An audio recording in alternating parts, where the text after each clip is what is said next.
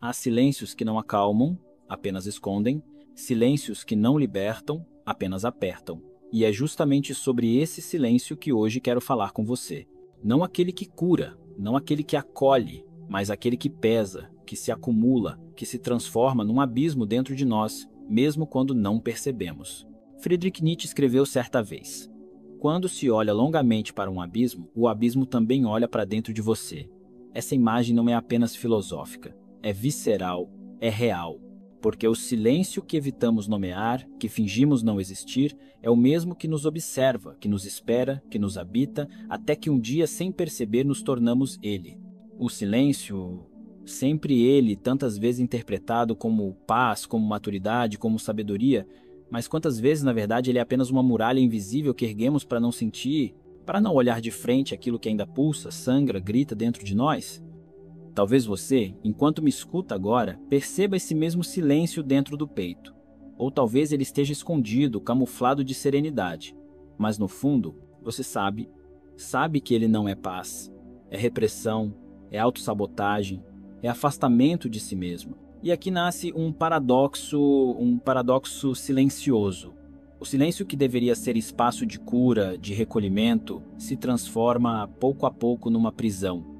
Um espaço onde as emoções não elaboradas se acumulam, como bombas relógio psíquicas, como tensão muscular que nunca relaxa, como respiração que nunca é profunda o suficiente.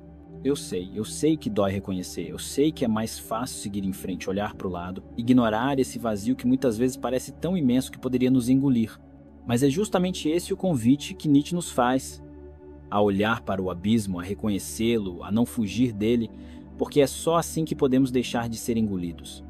E eu sei, você sente esse medo inconsciente, essa angústia silenciosa, essa solidão que não se pronuncia, mas que vive na falta de significado, na ausência de propósito, na rotina automática, no sorriso forçado, na noite mal dormida, no aperto no peito sem explicação.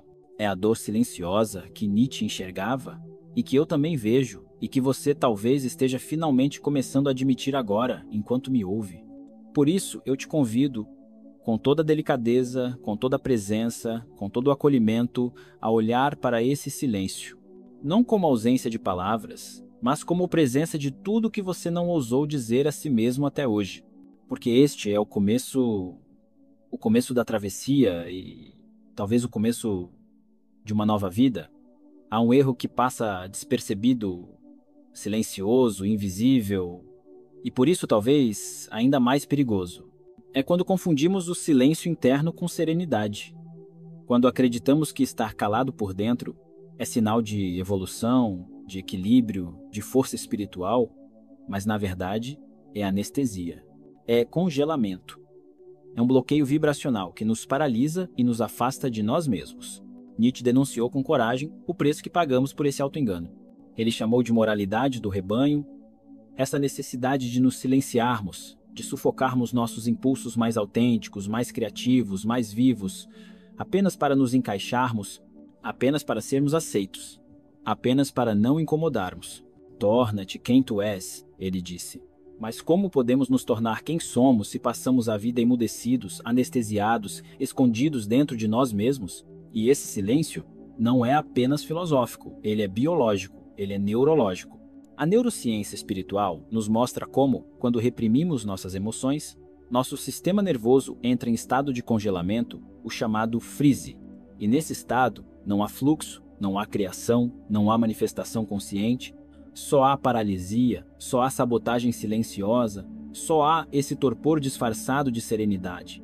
E muitas vezes acreditamos que não reagir é sabedoria, que manter-se quieto, calado, passivo, é sempre sinal de evolução espiritual. Mas não é, nem sempre é. Nem sempre o silêncio é paz. Às vezes é apenas medo. Medo de entrar em contato com a dor, medo de se expor, medo de ser rejeitado, medo de sentir. E esse medo se disfarça de silêncio, mas na verdade é apenas evitação traumática. Por isso, é tão importante aprender a diferenciar. Diferenciar o silêncio vibracional coerente àquele que nutre, que aquieta, que conecta, do silêncio tóxico àquele que paralisa, que anestesia, que nos afasta de nós mesmos. O primeiro é espaço fértil, o segundo é cárcere invisível. O primeiro expande, o segundo sufoca. O primeiro cura, o segundo adoece. E talvez neste exato momento você esteja começando a perceber que aquele silêncio que você sempre acreditou ser serenidade talvez não fosse. Talvez fosse só defesa, só bloqueio, só medo. E não há problema nisso. Não há culpa nisso. Há apenas consciência. E onde há consciência, há possibilidade de mudança, há possibilidade de vida, há possibilidade de verdade. Há algo ainda mais sutil, ainda mais escondido, mas profundamente ativo. O não dito. Aquilo que você não expressa, aquilo que você engole, aquilo que você finge que não sente, mas que continua vivo, latente, moldando a sua realidade silenciosamente, sem que você perceba. Nietzsche sabia disso. Sabia que o silêncio não é vazio, mas potência. O não dito não é ausência, mas força ativa.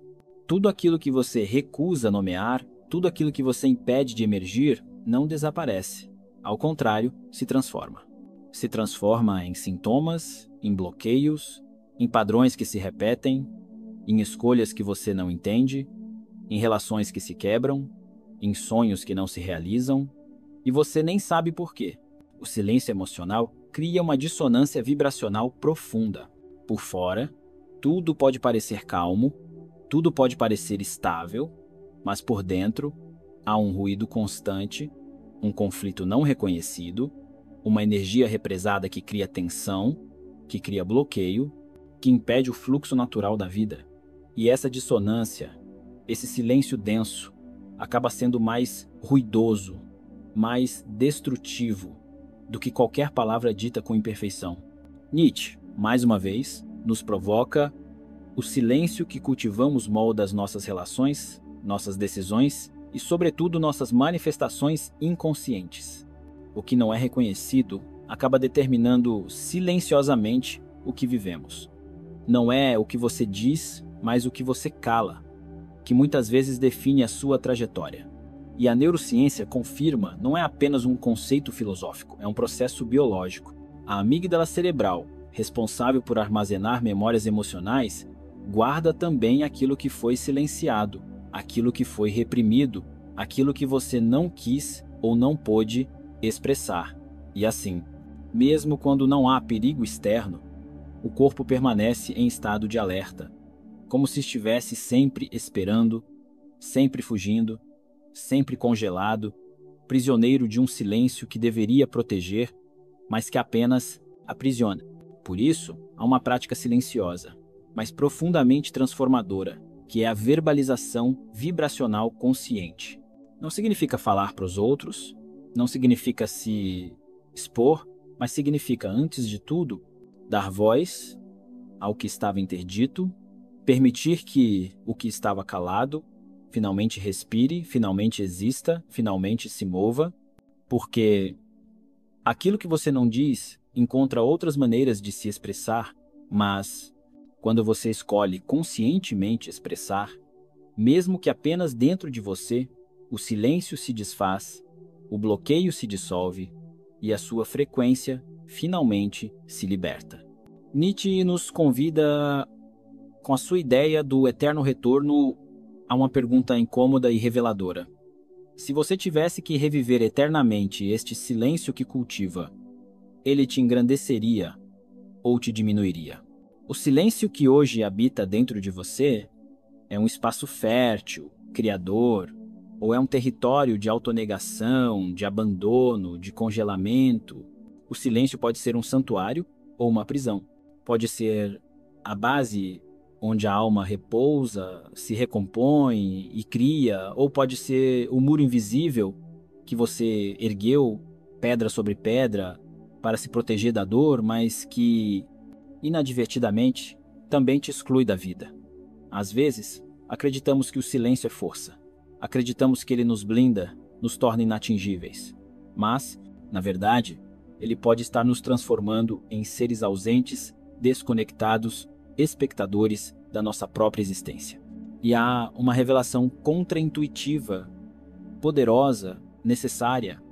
O silêncio, quando não conscientemente habitado, cria mais ruído, mais sofrimento do que qualquer expressão, mesmo que imperfeita, mesmo que trêmula, mesmo que desajeitada, porque não é a ausência de palavras que nos cura, mas a qualidade da presença, a consciência que damos ao espaço interno, a escolha de não nos abandonar, mesmo quando o que emerge de dentro é difícil, desconfortável ou inesperado.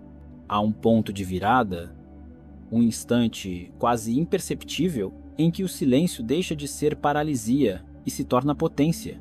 Esse ponto nasce quando, ao invés de usar o silêncio como fuga, começamos a usá-lo como presença. Quando, ao invés de calarmos para não sentir, escolhemos silenciar para sentir mais, para ouvir mais, para perceber mais.